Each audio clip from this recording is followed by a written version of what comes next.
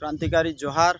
नमस्कार साथियों, मैं जय सिंह जोड़िया भील, भारत आदिवासी पार्टी संभाग मीडिया प्रभारी। साथियों, कल एक सोशल मीडिया पे झालावाड़ ज़िले के मनोहर थाना ब्लॉक का एक पिपलोदी गांव का सरकारी स्कूल में जो घटना हुई है वो देख कर के रूह कांप जाती है। साथियों, आप सभी जानते हैं कि राजस्थान सरकार जो है वो शिक्षा को लेकर के कितनी निष्क्रिय है और शिक्षा मंत्री जो हैं वो कितने निष्क्रिय है, उनका प्रशासनिक व्यवस्था जो है वो कितनी निष्क्रिय है, जिसकी वजह से मनोहर थाना ब्लॉक का जो पिपलोदी सरकारी स्कूल है वहाँ पर जो छत गिरा है उससे 7 बच्चों की मृत्यु हो गई, 9 गंभीर रूप से घायल है और 21 लोग अन्य घायल हैं। तो ऐसे में ये सवाल उठता है कि सिर्फ मनोहर थाना की जो सरकारी स्कूल है उसी की ये अवस्था है या फिर राजस्थान के दूर दराज जो गांव-गांव ढाणी-ढाणी है वहाँ तक की सरकारी स्कूल, यहाँ तक की आंगनवाड़ी है, वो तमाम जो सरकारी भवन है उनकी अवस्था क्या है, उनकी व्यवस्था क्या है, उनमें किस तरीके से व्यवस्था चल रही है, इन तमाम चीज़ों के ऊपर बहुत बड़ा सवाल है। साथियों, हमारा जिन भी बच्चों का इस घटना में मृत्यु हुई है उनके परिवार को हमारी संवेदनाएं, लेकिन सिर्फ संवेदना व्यक्त कर देने से कुछ होने वाला नहीं, क्योंकि हमको देखना होगा कि इस कदर सरकार और प्रशासन जो है जिनके कानों पे जू नहीं रेंग रही हैं और इतनी बड़ी बड़ी घटनाएं हो रही हैं। आप राजस्थान के अन्य इलाकों, अनुसूचित क्षेत्रों में उठा करके देख लीजिए, वहाँ पर स्कूलों के क्या हालात हैं। स्कूलें क्रमोन्नत हो गई है, 5-6 साल हो गए हैं, लेकिन अभी तक उनके पास भवनें नहीं हैं, बिल्डिंगें नहीं हैं, और बिल्डिंगें कहीं हैं तो शिक्षक नहीं हैं। सिर्फ शिक्षा विभाग की बात नहीं है, ये स्वास्थ्य विभाग को भी उठा करके देख लीजिए। कुल मिलाकर के राजस्थान सरकार जो है वो पूरी तरीके से फेल है। बिल्कुल भी उनका सिस्टम, शासन और प्रशासन पूरी तरीके से लड़खड़ाया हुआ है, बिल्कुल भी ध्यान नहीं दिया जा रहा है। और इसके पीछे कारण जो है वो यही नेता लोग हैं जिनको खुद के बच्चे उन सरकारी स्कूलों में और उन सरकारी हॉस्पिटल्स में खुद के, उनके परिवार के लोगों का इलाज और उनकी पढ़ाई नहीं होती, इसलिए वो लोग बिल्कुल भी इन चीज़ों पे ध्यान नहीं दे रहे। आखिर इस घटना का जिम्मेवार कौन है? हमने पत्रिका में देखा है कि वहाँ के स्थानीय जो टीचर्स है उनको निलंबित कर दिया। जितने भी, मैं तो ये कहूँगा कि शिक्षक से लगाकर शिक्षा मंत्री तक जितने भी लोग इसमें लापरवाही है उनके ऊपर सख्त कार्रवाई होनी चाहिए और यहाँ तक कि शिक्षा मंत्री को इस्तीफा दे देना चाहिए, क्योंकि ऐसी घटनाएं लगातार सुनने को मिलती रही है।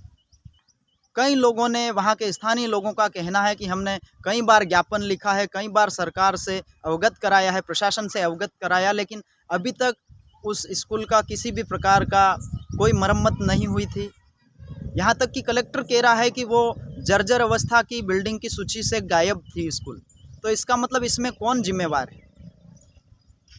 हमारा खाली संवेदनाएं प्रकट करना और खाली बोल देने से काम नहीं चलेगा। हमारी कोशिश ये है कि ज़्यादा से ज़्यादा लोग जब जब ऐसी घटनाएं होती है आगे आइए, बोलिए। आपके बच्चों का जो भविष्य है वो खतरे में है, आपके बच्चों की ज़िंदगी से खिलवाड़ की जा रही है, इसलिए जागरूक होइए और जहाँ जहाँ ऐसी घटना हो रही है सरकार को मुंह तोड़ जवाब दीजिए। नहीं तो आने वाले समय में बहुत सारे बच्चों का हम अपना जो उद्देश्य लेकर के हमारे बच्चों को वहाँ स्कूलों में भेज रहे, कहीं न कहीं उनकी ज़िंदगी से खिलवाड़ किया जा रहा है। हमको कई सारी ऐसी कंप्लेंट्स मिलती है, तमाम प्रकार के विभागों में जिस तरीके से भ्रष्टाचार चल रहा है, लूट चल रही है, जिस तरीके से अव्यवस्थाएं चल रही है वो बद से बदतर हो चुकी है। ऐसे में राजस्थान सरकार के जितने भी अधिकारी है, नेता है, उन सभी को अपने अपने जितने भी विभाग है उनकी ढंग से निगरानी करनी चाहिए, उनकी मॉनिटरिंग करनी चाहिए। लगातार उनको स्कूलों में निरीक्षण के लिए निकलना चाहिए खाली कमरों में बैठ कर के जब कोई बड़ा कार्यक्रम हो, 26 जनवरी 15 अगस्त हो, उस दिन आकर के बड़े बड़े शब्दों में बड़े बड़े भाषण देने से, बड़े बड़े लेटर के वाचन कर देने से व्यवस्था नहीं सुधरने वाली। इसलिए मैं कहना चाहता हूं कि जितने भी लोग इसमें लापरवाह है इस घटना में, और इस घटना से सबक लेकर के तुरंत जितने भी शासन प्रशासन के विभाग हैं उन विभाग के अधिकारियों को, और जितने भी लीडर्स हैं जिनको जिस पद की जिम्मेदारी दे रखी, जो अपने कर्तव्य है उनकी पालना करके पूरी व्यवस्था को दुरुस्त करना चाहिए। नहीं तो आने वाले समय में जगह जगह बहुत बड़े आंदोलन होंगे जिसकी समस्त जिम्मेदारी शासन प्रशासन की होगी। इसलिए मैं आप तमाम लोगों से भी कहना चाहता हूं कि ऐसी जहां जहां घटना हो रही है मुखरता से अपनी आवाज़ उठाइए, और जितने भी लोग लापरवाही कर रहे हैं, लूट रहे हैं, भ्रष्टाचार कर रहे हैं, उनको मुंह तोड़ जवाब दीजिए। उनको आप इस्तीफा दिलाइए ऐसे लोगों को, और यहाँ तक कि निलंबित करवाइए ऐसे हराम का खाने वाले लोगों को। ये हराम की सैलरी ले ले करके हमारे वास्तविक जो अधिकार है उनको लूट करके हमारे बच्चों के भविष्य को ख़त्म कर रहे हैं। ऐसे लोगों को मुंह तोड़ जवाब दीजिए। बहुत बहुत धन्यवाद। आपको भी ऐसा लगता है, आपके इलाकों में ऐसी व्यवस्थाएं चल रही है, तो उन व्यवस्थाओं के खिलाफ खड़े होइए और सरकार को ये बात पहुंचाइए, वहां तक उनको आवाज़ पहुंचाइए ताकि हमारे बच्चों का भविष्य सुरक्षित हो सके। बहुत बहुत धन्यवाद। एक बार पुनः उन तमाम माता पिता अभिभावकों का हमारा संवेदनाएं, और ईश्वर से, प्रकृति से दुआ करते हैं आपको दुख की घड़ी में ये दुख सहन करने की शक्ति दे। और निश्चित रूप से हम तो यही चाहेंगे, वास्तव में अगर इन बच्चों के साथ न्याय करना है सरकार को, तो इन बच्चों की घटना को ध्यान में रखते हुए जितने भी बच्चे सरकारी स्कूलों में पढ़ रहे हैं, जितने भी सरकारी विभाग चल रहे हैं, उन सभी सरकारी विभागों में जितना भी हो सके कोशिश करके उसमें व्यवस्थाएं अच्छी की जाए, तभी वास्तविक में उनका न्याय होगा। अन्यथा इस तरीके से घटना होती रहेगी और हम कुछ समय विरोध करेंगे और लोग भूल जाएंगे और सब कुछ इस तरीके से चलता रहेगा।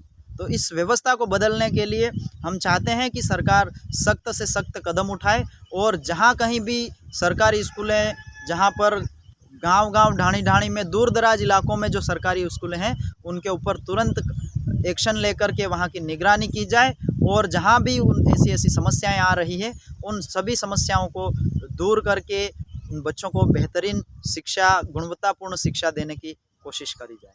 धन्यवाद। जय जोहार।